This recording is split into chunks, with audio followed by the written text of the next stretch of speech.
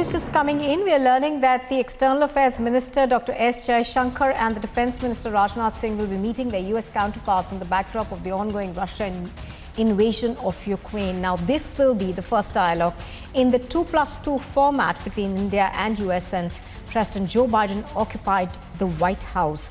And to understand the significance of this, let's go across live to Shivani Sharma, who's reporting from New Delhi. Shivani, good morning.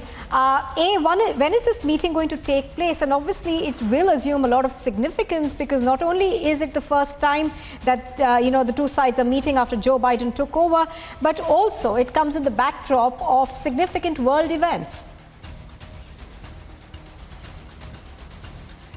Nupur, if we see that the Indian Ocean region and the position of India has become a very strong nation amid this crisis of Ukraine. Now, we heard that when the Russian Foreign Minister Sergei Lavrov is also planning to visit India, now the inputs are that the US Secretary of State Antony Blinken and the Defense Minister Lloyd Austin will also be visiting India.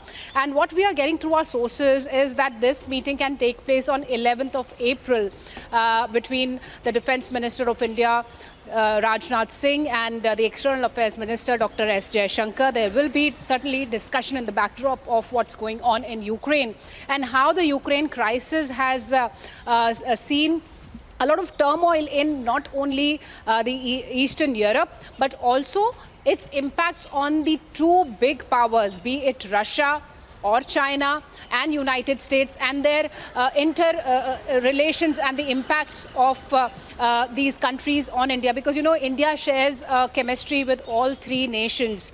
With China, we see that the standoff is going on.